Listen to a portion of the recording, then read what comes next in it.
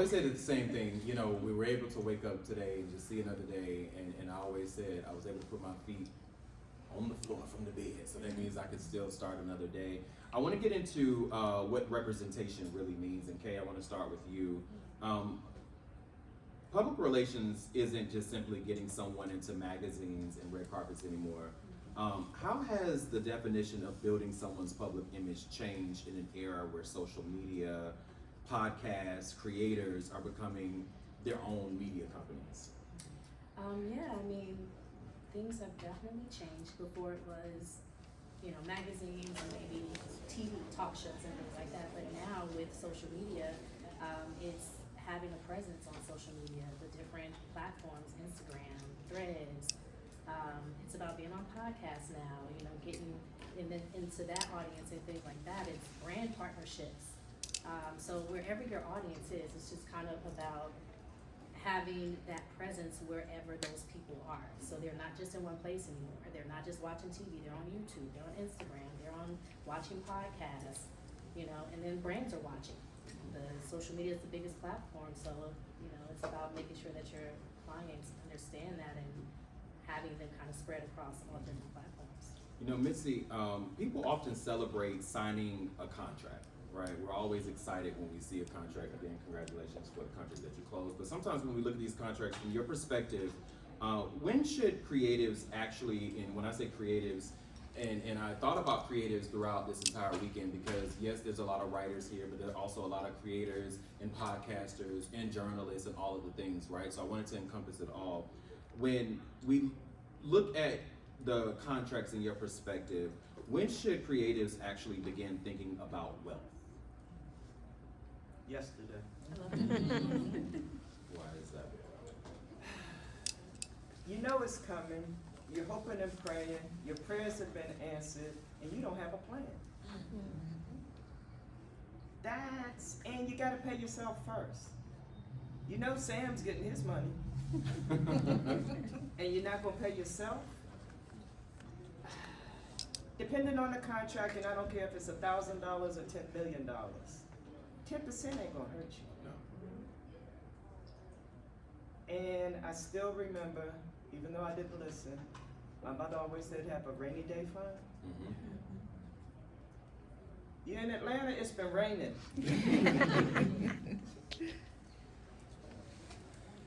I could go on. It's been raining. But It's been raining. You know, Candace. You gotta start. You do, and I think that's the thing that we all have to do as creatives is making sure that we are taking care of ourselves, right? I know that there are times that we exhaust our own accounts to make sure that our passions are completed, but also make sure that you are taking care of self, because rent ain't cheap, and life isn't cheap these days either, right? But Candace, many creatives become excited when an opportunity comes looking and knocking. How do you help clients distinguish between a good opportunity and an experienced mistake?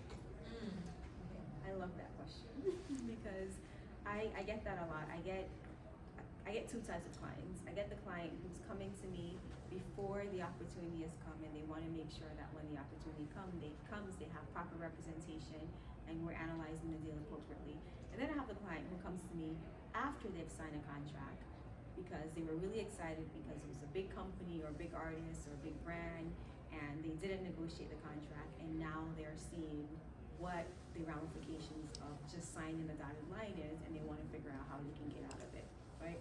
And so what I always tell every client is that if you are on the other side of a contract, it's because you have value, and you should always negotiate your value. My motto is that you don't get what you deserve, you get what you negotiate. So as a lawyer, I've been on the other side of very big companies. I worked at Spotify, I worked at William Morris. I represented one of the biggest, the second largest ad agency in America, IPG, and I've been at Heartbeat, which is Kevin Hart's production company. And every time I'm on that side of the table and I'm negotiating against a creator or talent, I have leeway to give them things that they're not asking for, and I can't give it to you if you don't ask for it. So that's what I would say. Advocate for yourself and know that you, no matter what level, like Nixie said, even if a contract is $1,000 and it's with Procter & Gamble, they are hiring you because you bring value to them and you have the ability to still negotiate that contract. You shouldn't sign anything just because when I looked and talked to Tamika about Black Writers Weekend, I remember someone asking me, is this my first time coming just with Tamika? There's a team, right? And I think all of us, we have to be able, you know, how to build a right team that understands your vision and there is alignment, right? When you think of building the right team, and I want to start with Kay, how do you know when a creator, an artist, a writer, a journalist, whatever, how do you know when a creator isn't quite ready? Quite ready, even though they believe they are, and what are the signs? The signs for me are not having materials in place. So depending on like what you are, everybody needs a one sheet, EPK, you know, headshot. What is that? Because I feel like a lot of, and even though in LA, when I got to LA, I was like, what is the acronyms everybody uses? What is it? Yeah, So, well, a one sheet is pretty much just kind of a shorter, you know, bio about who you are. It has photos on there. It has your contact information, your socials and things like that, and it may have like what your impressions are across socials. So it's like just everything kind of combined in one on the one sheet. EPK is a more thorough, you know, electronic press kit of everything. It may have links to interviews. It'll have your full bio. It'll have photos. It'll have your, you know, your reps information. So people know who to reach out to for whatever the opportunity is. So yeah, having those things in place, because as a publicist, I can't pitch clients without that. I have relationships with people, but the professional way to do it is to be able to send something over. I can talk to you all day, like, oh, this person does this, but at the end of the day, people like to have a visual and be able to see like what they're doing. So those are important materials to have before you even, you know, want someone to represent you and pitch you for opportunities. So when they don't have that, you know, that's kind of a sign like, okay, you need to get this. Also, a budget. You know, a lot of times people don't take that into consideration, and they just think that they don't have what I feel is they're not prepared to invest in themselves. So I think it's important to know, like, whoever you reach out to, whether it's a publicist, know what the rates are to retain someone like that. We work very differently for managers. Managers usually get paid on the back end. Attorneys usually get paid, you know, once on the back end, once it's, you know, the case is done. But publicists, we get paid on the front end. We are putting that work out in the beginning, so we don't work like that. So it's important to have that so that you're not, you know, approaching a person first. And I always say, a publicist is not the first person you should have on your team. It's usually your manager, your agent, so they can bring in those opportunities for you to do. And so a publicist, when you reach a publicist, we have something to publicize. You know, we're not the first, so yeah. Mitzi, when you think of just the financial piece of things, right? If a creator, a writer, a journalist, whoever, you know, in this room, if they receive their first six-figure opportunity tomorrow, right? You guys have been here all weekend and you ready to go, right? Monday morning hits and your project, it just goes, right? And they receive their first six-figure opportunity tomorrow. What's the first financial conversation they should have before making any purchases? You're going to retire or die. It's just It's that so simple. true. I Yeah. can't, you know. So, did you work for somebody else? Did you have a 401, a 403, a 457? I can continue with those numbers, which are only IRS codes. But you gotta have something set aside. Retirement is coming, and if you listen to the news, which I may or may not believe, Social Security may not be there. Yeah.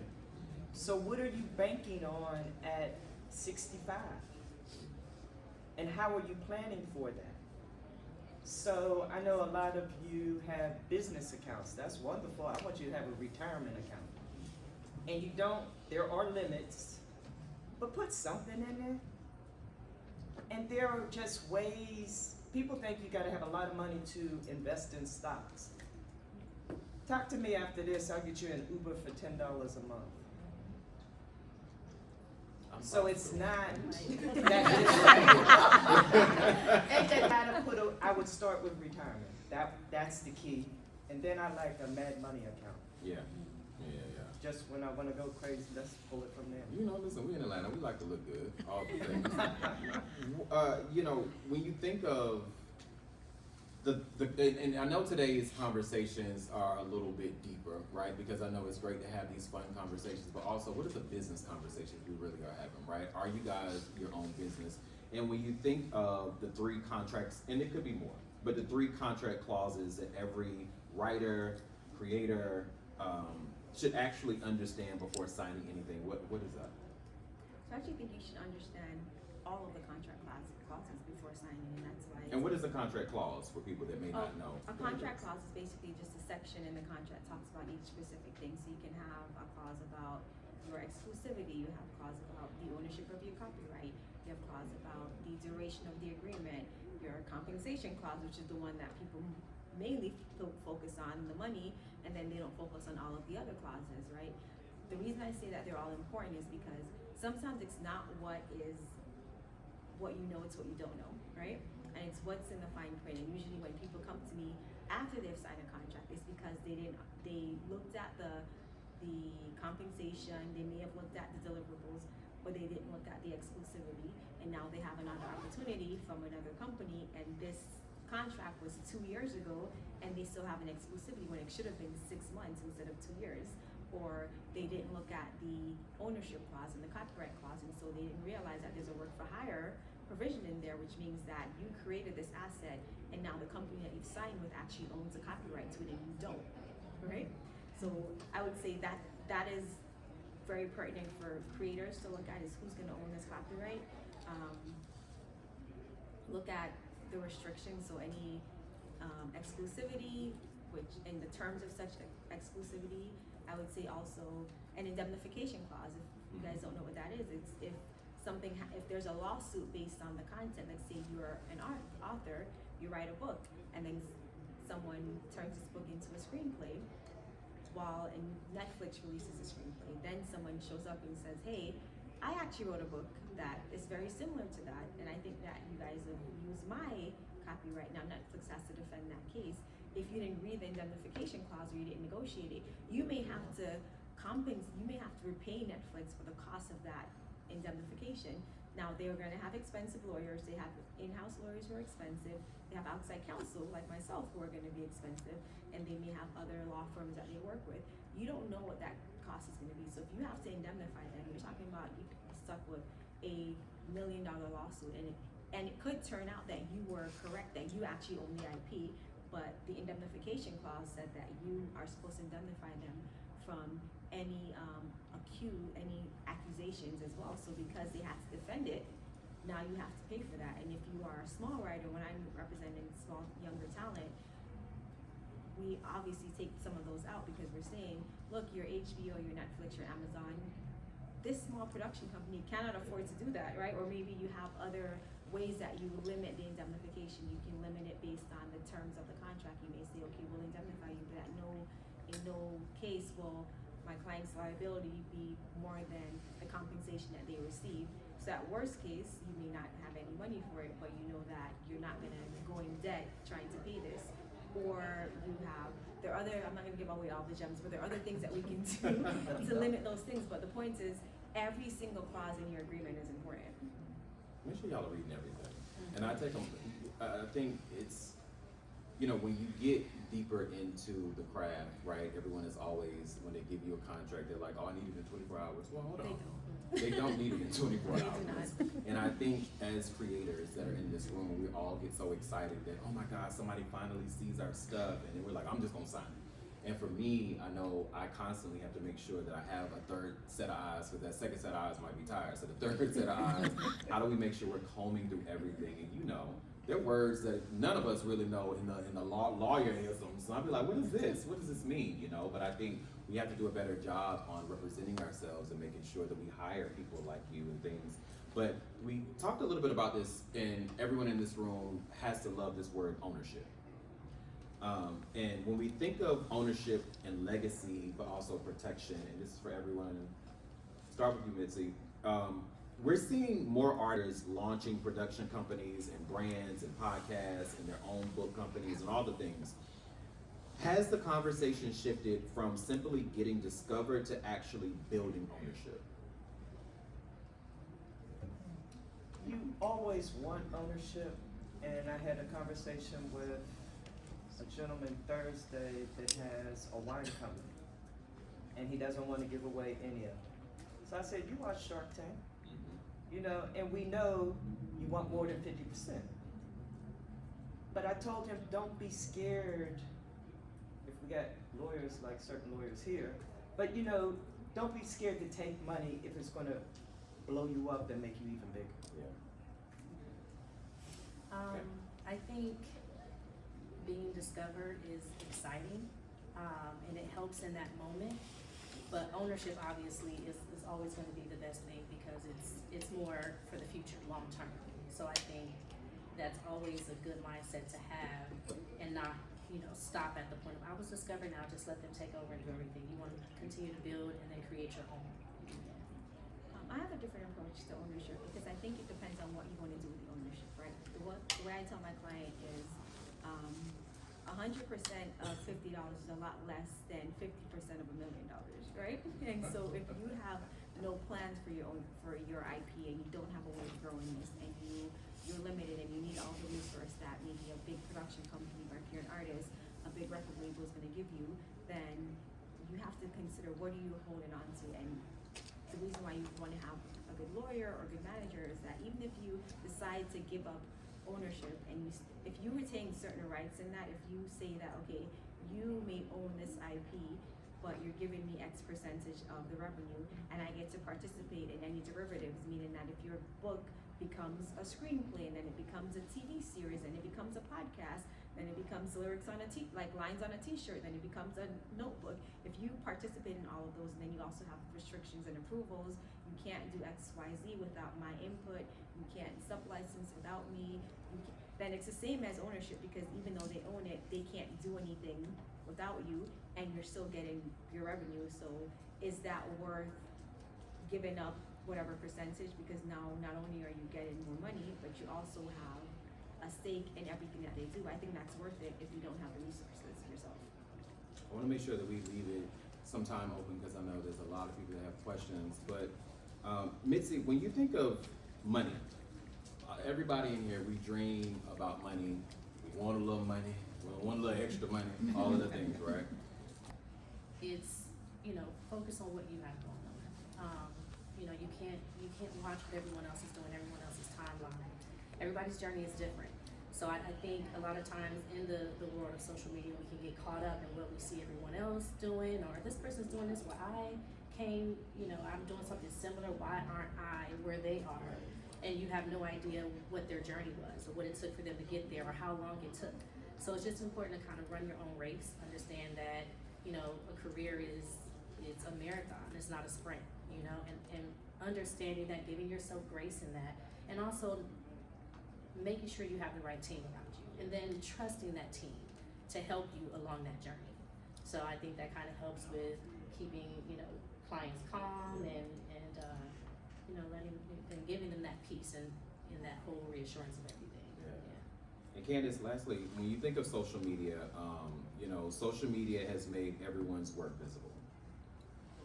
How can creators legally protect their ideas before they're famous? Because we all want to know that, right? How do we are spending this much time in our home and going through all of the things? I even heard everyone talk about their first draft yesterday, and as that first draft elevates and all the things, and now it's a beautiful, beautiful product, right? How do we protect that before it gets big? I think you have to be mindful of how you're sharing your content and your IP online.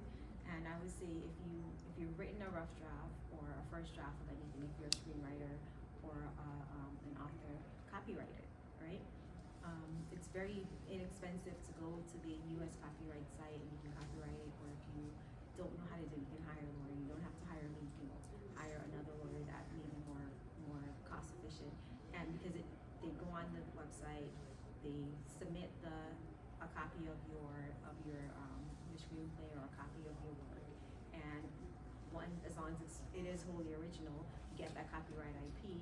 Because one thing that you should know, in the U.S. you can't sue someone unless you have a registration, right? So for copyright infringement, so you want to make sure you have that before you start putting things out. You don't want to start sharing all of your IP and your content, because what happens is let's say for instance you walk into a studio, you walk into Netflix, HBO, Amazon and you pitch them an idea, before they even allow you to pitch it, they're gonna give you something that's called an NDA that says it's a non-disclosure agreement that says you're not gonna share any information that they give to you, and that also you understand that your concept is not new and original, and they may have something that is similar, and they're protecting themselves, because if you have a book about a radio personality in LA, right, and you come and pitch the needs into them, and then next month you see a series on Netflix about a radio personality in LA, they're gonna show you, hey, we sent you this NDA and told you that your idea was not original because we don't know how many other pitches we're getting, right? But what you can have, if your series was copyrighted, you can say, okay, great, I'm glad that the idea wasn't original, but the concept of this character and the character development and even the character's name and where he works and all that, this is part of my screenplay, and here's my copyright registration. If you don't have that, then they say thank you for coming, goodbye, right? I want you to answer this. Your biggest career lesson was?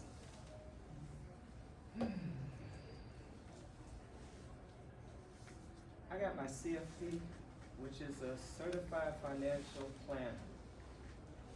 1.9% are black out of 100,000. And I fought it for a long time. I was like, I got a master's, I don't need a CFP. Then I took the test 3 freaking times. The third time I passed. But I think the test is biased, I think they're full of crap, but I couldn't say that until I passed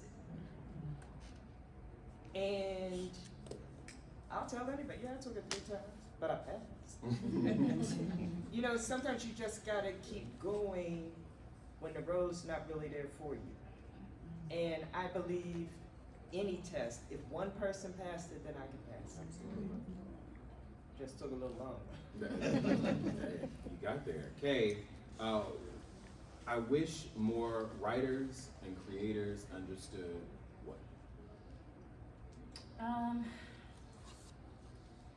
I wish more creators understood the value of the team, and writers too. And I wish that they would trust that team more, because a lot of times, you know, they're overzealous at times, they're super excited about an opportunity, and like you were saying earlier, they just kind of jump at it. And then afterwards, it's like, I could have gotten this and this for you had you just brought it to me.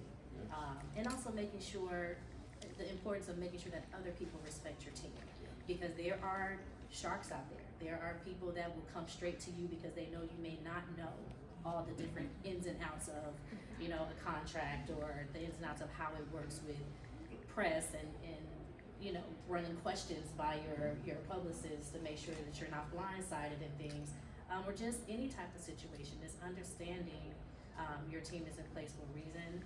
If they come to you in a DM, if they come to you on a phone call, even if you know them, you know, hey, thanks for reaching out, you know, let me put you in contact with my team. It's just making sure your team is respected, because your team is in place to help you and to prevent things from going wrong. Yeah. I'm gonna piggyback on that. Please, go. So that happens all the time in my industry, because people are afraid to talk to me. They want to talk to the talent because they know the talent is can be friendly and bubbly and say yes. And so what I do is, even if we're on an email thread, I take the talent off, right?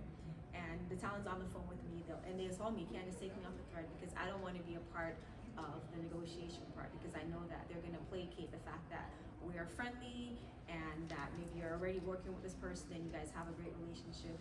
And I don't care about any of that. Yes, we want to preserve the relationship, but fair is fair. We're going to negotiate for them, and every single time we get what the client deserves. Again, not what you deserve, but what you negotiate. And then we bring the client back in the conversation for all the smiles and the fun stuff, and everybody's fine. Because I want to make sure that when we're having, which I'm sure that is the same with Kay, when we're having those hard conversations, you're still supposed to see my client as a friendly, bubbly talent. You're supposed to have those tough conversations with me. Well, I'm trying to bring out my team.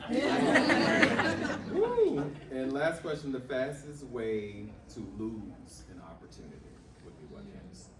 There are lots of ways to lose an opportunity. I would say the fastest way is to be unprofessional, right? And you also understand, especially when it comes to brand partnerships, a lot of times the brands or the agencies will get you in on a small partnership, right? And they're trying to test the waters. They want to see how you respond before they bring you on the medium-sized partnership or the lucrative partnership. So I've had clients that come in on maybe it's a $10,000 partnership, and they start to, it could have been the most money they've had on a partnership so far, and it starts to get to their head, and they show up late, or I've had a client DM brand directly to say, this is what happened, instead of going through the chain of title. And then when that happens, you completely remove yourself from the conversations when it becomes $100,000 and $500,000, because you've shown them that you can't handle the small partnership. So I would say always keep it professional. Even if you are the talent and you're being hired, understand that you're there to do a job. You show up on time, you do your job, you follow the chain of command that the client has issued. So if they said that this is your point person, that is your point person. If you have an issue, then you come to whoever is on your team based on what the issue is. If it's a contract issue, come to me. If it's a interview or PR issue, go to your publicist, and you keep it professional. I want to open it up to questions, because I've seen a lot of people go to, it's like, what are we doing? Are we just there just to be there, to take a picture, to second repeat? Are we there to honestly build community, right? Because the reality is, I think you said it, and as well as you, is that I don't know why it is people of color always do ourselves a disservice that we don't share incomes and salaries with each other, because we always, I don't know if it's how we were raised as people of color, but we got to keep it quiet, keep it in the house, versus making sure that we are all aligned, and then of course we can then go and say, these are the things that I need to renegotiate because I actually don't like this deal, or I don't like that this was in the contract. And do something also, if it's in the contract and you don't like it, it's okay to step away from it. Yes, we always want to say, oh, I signed that contract, but if you don't like the terms and conditions, walk away. There's going to be another one, or create your own. And it doesn't matter who it is. Always remember that when you are sitting on the other side of a contract, it's because you have value as well. If you didn't have value, they wouldn't even care to have the conversation. So I don't care if it is Rihanna, whoever it is, if they've said they want to work with you, negotiate something that is in your advantage, because and if it's a professional company, they're not going to just walk away because you decide to negotiate. Best they're going to do is, I tell my clients, they're either going to say, we can't do that, but we can do this, which is something better than they gave you the first time. They're either going to say yes, or they'll say no. And if they say no, you can walk away, because you have value to them, you will have value to somebody else. And if I could just say something really quickly, yes, I want to be clear, like it's okay to be okay with walking away from certain opportunities. Every opportunity is not for everyone. But also, with the whole sharing thing, having an understanding that's, even with sharing, be realistic to some degree. Because if someone comes in with a load of experience, there's certain things that you can't expect to get the same thing that they get. But if it is something that, yes, and then to your point, then it's okay to share with And also share, be mindful of the confidentiality clause in your agreement, because there's some things that you can't share. Right. We got time for this. One last question. Okay. You reckon? No, you fine. Go ahead. I love that. Come on, y'all showed up this morning, early Sunday. Come on. Wonderful, thanks so much for Yeah.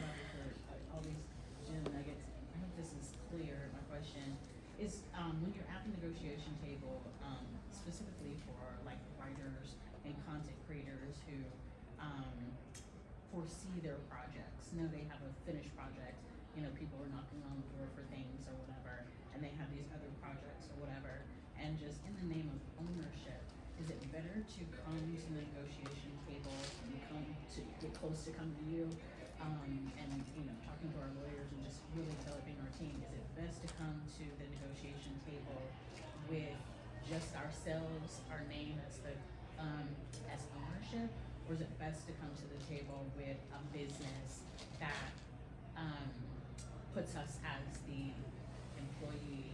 They black publicists. Yeah. I was in a room, and I live in LA, and to have that conversation, to have a black publicist that sees you and looks like you, is not the norm. But go ahead, I'm sorry. Yes, because when, all the different things happened and Black Lives Matter, that's when it was like, no offense to other, races, but it wasn't something that they could relate with. And so be mindful. You want to have somebody great, you know, a great publicist. You want to be a great publicist, but you don't want to just pick someone that you think right is right. You know what I mean?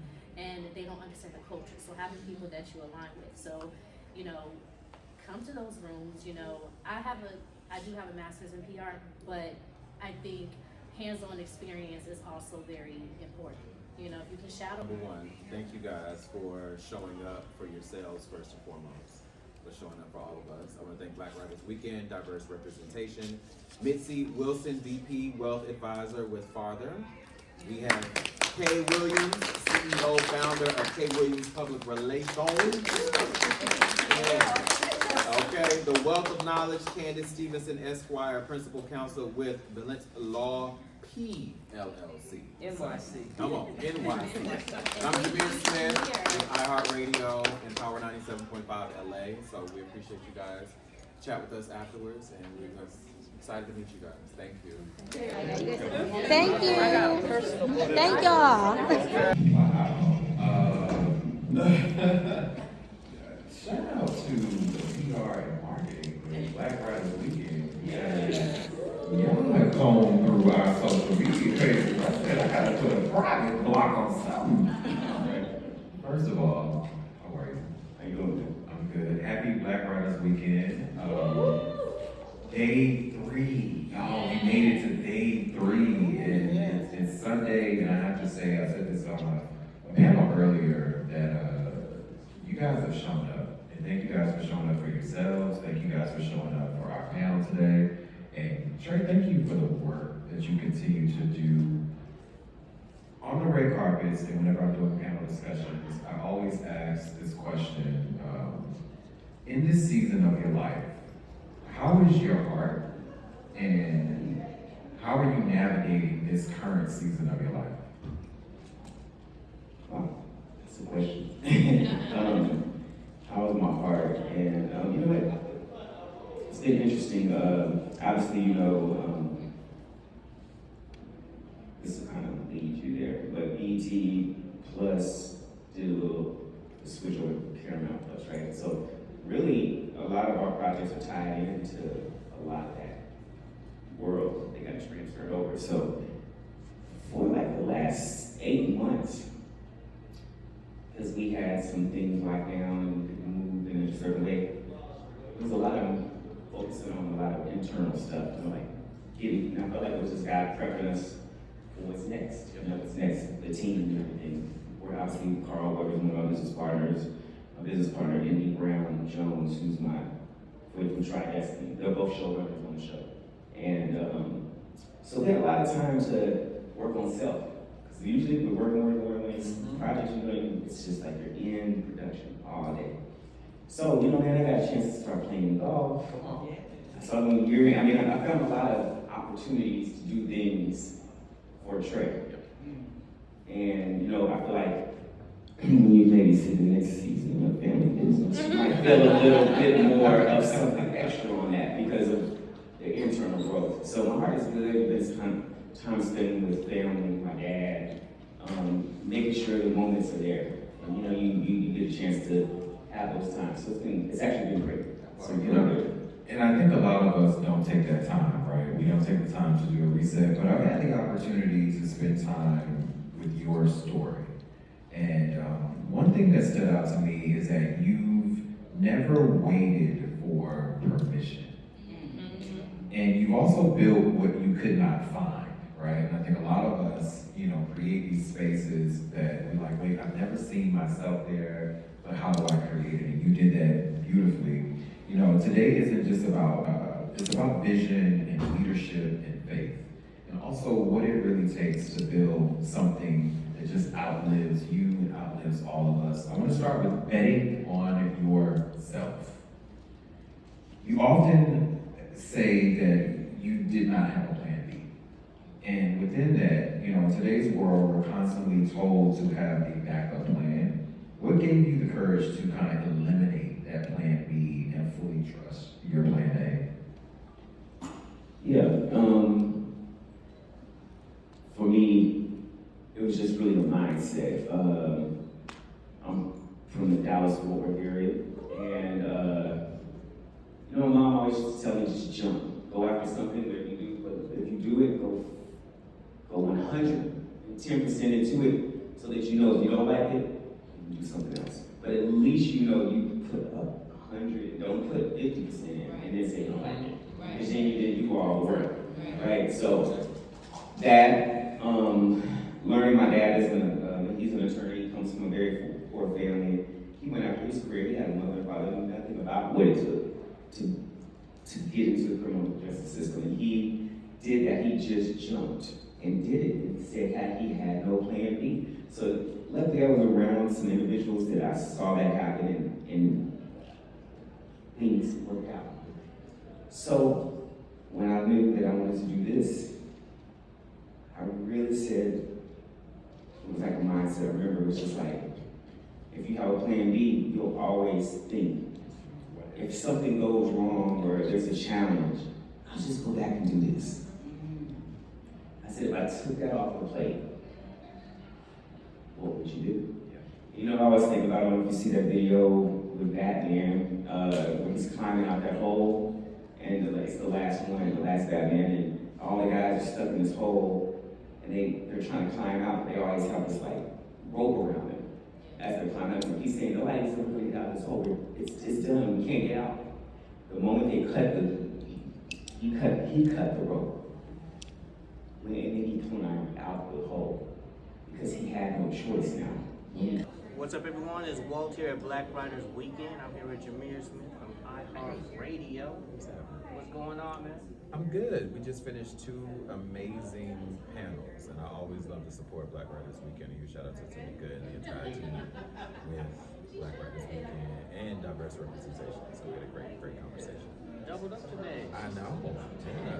A lot of For stories, a all lot of things. conversation. I love the energy of everything, and I'm glad you came in to bring and contribute, be a part of it. So thank That's you what for it's your about, time. right? It's community, right? I said that on a lot of the panels today, and a huge shout out to day 3, the people. What I love is that everyone is coming out with their notebooks or their notes in their phone, and people are taking the notes. They're here to learn. They are here to learn. Yeah, they're not playing. There's a lot of rising stars, people who have been in the spotlight before. It's like a whole ecosystem. Exactly.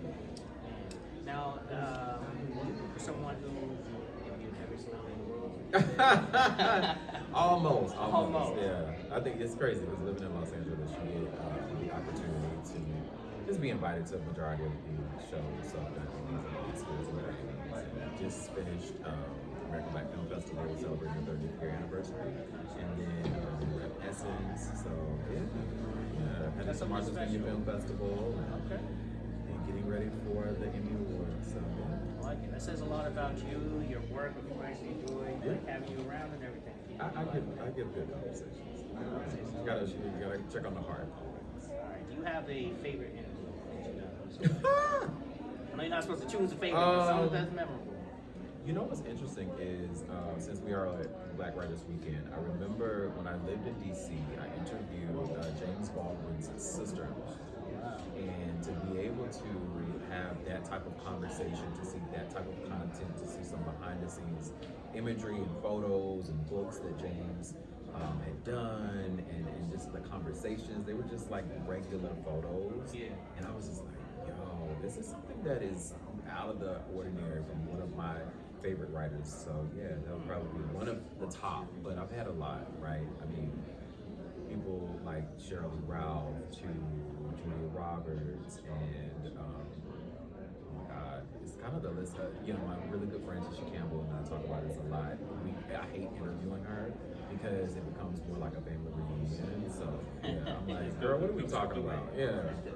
I like it. So, having done this for so long, when you start to go into doing an interview with this red carpet or sitting down with somebody, is there like how do you look for the story that you want to tell? So what I always try and do consistently is what I told you about checking on your heart. So my tagline is always, how are you in this season right now, how's your heart? And that's kind of resetting the conversation, the moment, and making sure that we're checking on our mental. Because I think with everything going on in the world, what I've noticed is I had a conversation with Dwayne Wade a couple of weeks ago, and I said, how's your heart? And he was like, how do I heal my heart? And these are questions that people don't ask them, right? And so he was like, thank you for asking that, because my heart is healing all the things right now, you know? And so I've learned to be able to have very open and honest conversations, but also very intentional conversations as we're talking about the things. So, Got a chance to kind of sit and just be real. yeah. Well, because I think for me, I've always taken it, and again, it's not the name drop. It's like I'm actually cool with these people because I humanize them. It's not about, yes, it's about the latest film or music project or whatever they got going on. But I think that whenever I'm interviewing people, I am humanizing the moment. What are you here to do? How are you? How is your heart? Forget the lights and forget all the things. Carmelo Anthony has a new film, Born Mellow, and you know all the celebrities. And this was during the finals and all the things, right? And I think I told him, take yourself out of this moment right now, right? How are you, right? How are you taking all of this in? But how are you in your space right now? And he appreciated that because he was like, nobody asks me those questions. And so that's the way I always like to approach journalism. Since you're in the guest seat, It's weird being in this space because I'm always in his seat over here. So yeah, like, well, how's your heart feeling? How's your how are you feeling?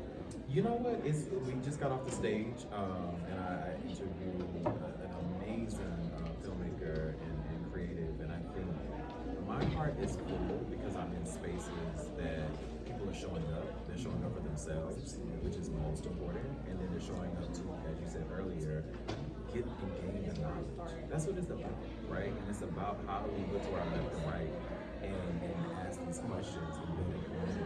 So, Does that leave you feeling fulfilled, curious, hungry, physically hungry, but hungry of wanting to want more.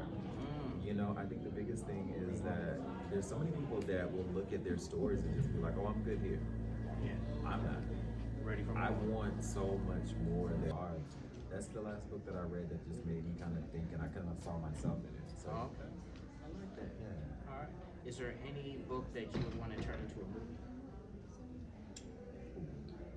Come on, you got me stumped a little bit. I know we get the people stumped. Is there a book that I would like to turn into a movie?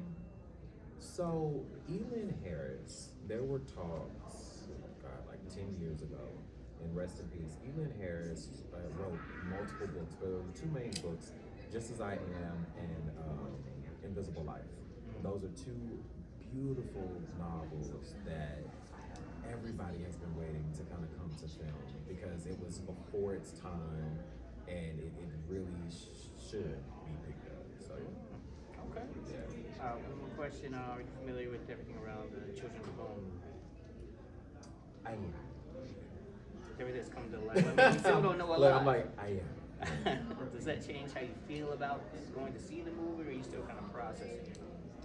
You know, I think for me, I am processing it because we get to have an exclusive, I mean, it's public knowledge now, we get to interview some of the actors of the film, and I think the actors have said that this film was heavy for them to make. And one of the actresses just today's Sunday, Thursday, she said it's the worst film that she's ever been a part of. Oh, wow. And I think that people have to take that out of it. Not that she says that she hates being a part of it, that it's heavy, right? And I think when we think of films like Roots and Queen and things like that, that these are stories that he hit and they cut deep, you know? So being a part of that, I go back to How's Your Heart because I hope, you know, Gina Prince, who's is it Gina? Who's the director, is their therapist on set, right? Because I think that is a lot to handle, and then to be able to actually download that to a therapist, be like, hey, how you feeling? You good? Take a moment, take a couple of hours, because that scene, that script, that's a lot. So. Yeah. They might need to start bringing you on these movies. Go talk to somebody. All right, last question for you. Who's a celebrity or someone that you want to see their story told? So I saw his story told, so everyone knows, well, two people actually. So one is Andre Leon Talley. And Andre Leon Talley, huge shout out, my best friend is the executive director for SCAD, and guys have not seen it, it just closed. But she did a beautiful installation with all of his artifacts here in Atlanta at SCAD Fash. But also somebody else is Arsenio Hall. So a lot of people ask me during interviews who I look at as like my Mount Rushmore people, right? And it's always been, you know, Arsenio Hall, Gayle King, Oprah Winfrey, I Love Now, my friend Scott Evans, also Emma Breed. So there are people that are even on my left and right that I even see on a daily that I'm like, I see them as my Mount Rushmore. So I want Arsenio's story to be told because I think it was groundbreaking to see a black man, probably the only one, as a nighttime host and a journalist, and every artist in the world came on his show, and he was himself authentically. So yeah. I love that. That'd be great. Yeah, shout out to Arsenio. All right. Well, thank you so much for your time. You guys Shout out to Black Writers Weekend and Black representation. Yeah, thanks, man. We love it. All right. Thank you. This is so weird being on the side. What is happening?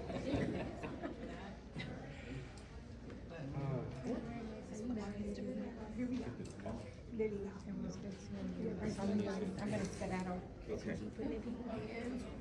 Thank you so much. Thank you. Pleasure.